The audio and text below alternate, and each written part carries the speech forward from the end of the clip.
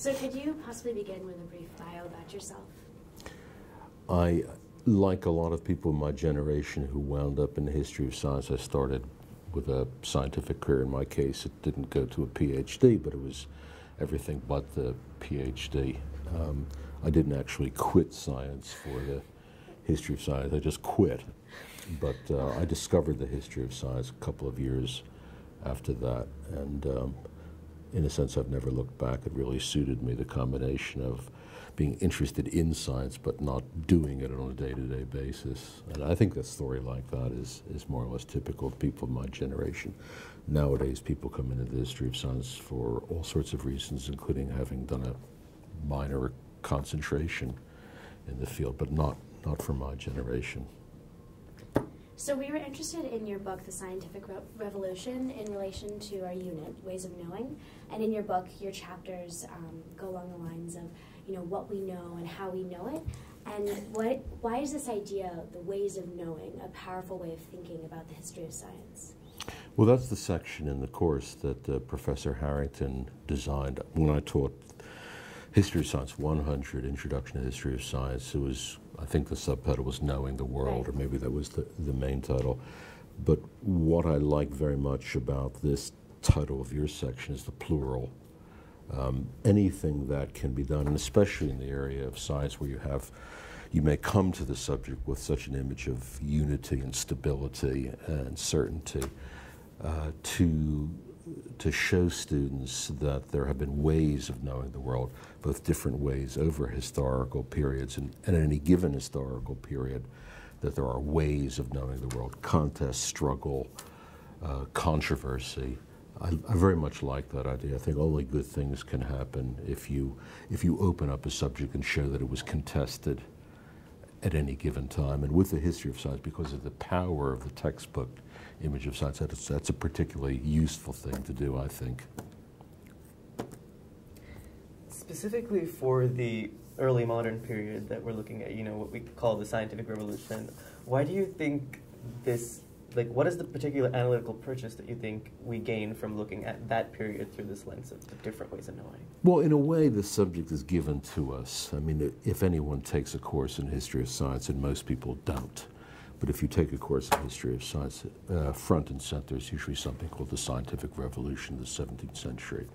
So there's an expectation that if you're going to learn about the history of science, one thing you should learn about is the scientific revolution. It also comes down to us as teachers and as writers, and I'll put this in inverted commas, the moment the world was made modern.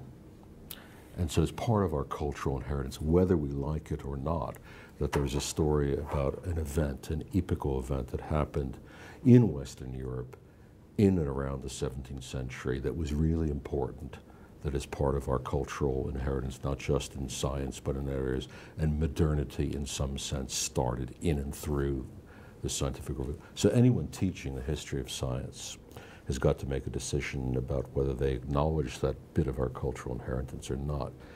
And that's what I wanted to do, although as you probably see from the book, even on the first page of it, I acknowledge it and I have problems with it at the same time. So speaking of that first page, one of your most famous lines in your book is the first sentence, where you state that there's no such thing as a scientific revolution, and this is a book about it. Could you possibly tell us more about this idea and how you came about it? Well, as I said, if you know anything about the history of science, you know there was a thing called the scientific revolution. And I want to acknowledge that this is our conventional way of chopping up history and of evaluating history. I don't want to fight against it to the extent that I deny that interesting and important changes happened in and around the 17th century, in and around Western Europe. But I wanted to, as it were, shake up that conception at the same time, and maybe it's a happy, maybe it's an unhappy sentence, but that sentence expressed both of these things. Acknowledge that the scientific revolution as an important series of events that made the modern world is part of our culture inheritance, and then to shake it up and cause trouble for it at exactly the same time. So that's what I wanted to do. Historians are always doing that in a sense necessarily. So there's the Renaissance, there's the Reformation, there's the Civil Wars, there's the Enlightenment. I like Woody Allen's line about the Renaissance. Pretty soon it's going to be the Renaissance and we'll all have to start painting. So any historian worth his or her salt says things were more complicated than that. The world was never made modern at any given moment. Any given moment in history has everything to do with the past and faces the future with great uncertainty. So that's what I wanted to do. And I also wanted, as that first, or the introduction goes on, to say that when we, as we used to say, this is the moment that made the modern world, for whom? The world is always being remade and remade. The world is always being modern. The we is problematic. On the one hand, there are different versions of what science ought to be in the 17th century, so I give a lot of attention to struggle and controversy. And then it's so blindingly obvious it ought to be more widely acknowledged. Not just most people didn't know a scientific revolution was happening. I would say 99% of the people then alive in the world didn't know it was happening. So it does make some sense to say the world was made modern because epochal, conceptual changes happened in the period. But you also have to face that most people didn't know they were happening. And amongst those that did know they were happening, some didn't like them or struggled with them or thought they were less properly philosophical or scientific than they ought to be. That's what that first sentence was about. Considering that your book is, as you called it, sort of shaking up of the way we look at the scientific revolution, or a re-examination, what was the reception like? How did people respond? I don't really know. I mean, in a sense, I can't complain about the reception. It's in lots of different languages. It sold more copies than I ever imagined. I'm really delighted that, if I can tell you a little story, I mean, when I took a foundational humanities course at my small liberal arts college, the most boring section of the course was the history of science, and I still have the books and notes that testify to how boring this was. And now this book is being used in that course, so I'm very pleased, and I'm pleased that it's widely translated, and I'm pleased that a lot of people use it.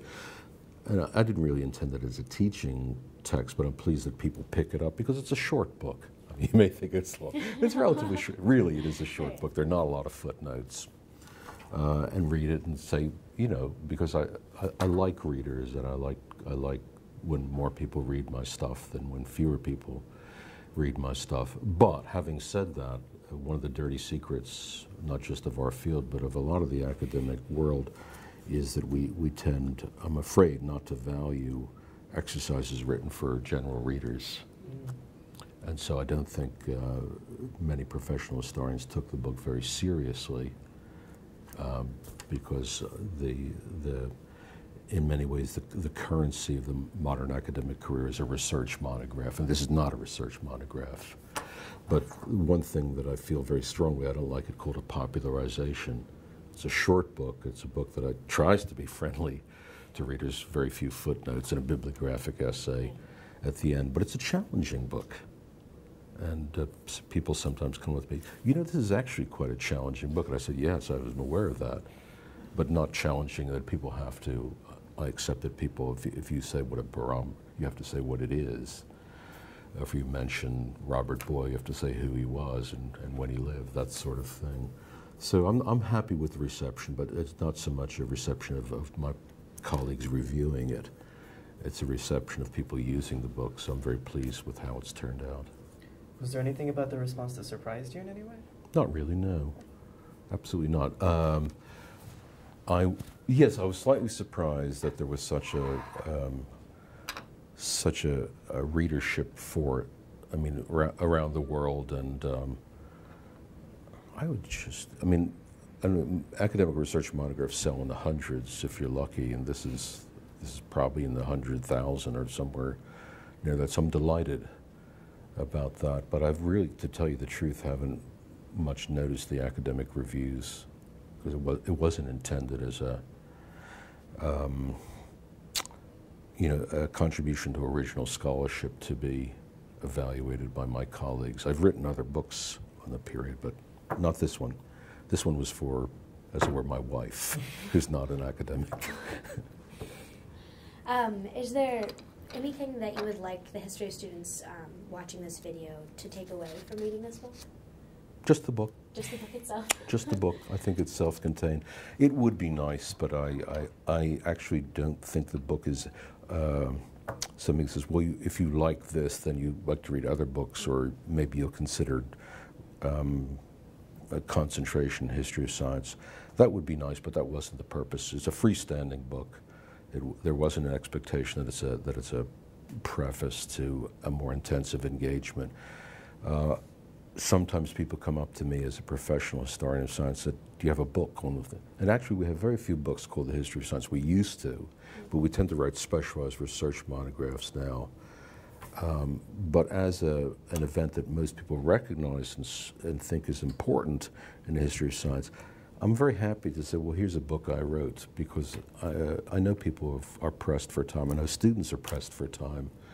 The book's about 160 pages. I think, it's self-contained. Well, those are all the questions we have for today. Thank you so much. My pleasure. Thank Best you of so luck. much.